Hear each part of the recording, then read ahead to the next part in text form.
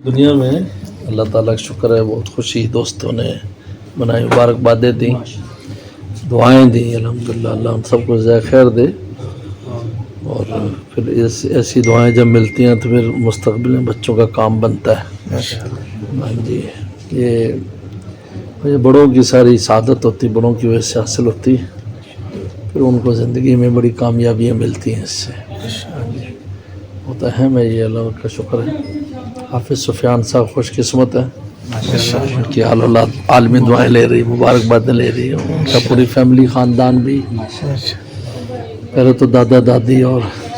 چاچا تائے چاچے اس کے بعد نانا نانی اور مامے تو یہ اللہ کا بہت شکر ہے الحمدللہ اور پھر ان حالات میں جب کہ جتنے بچے آ رہے ہیں سب امن کا پیغام ہے الحمدللہ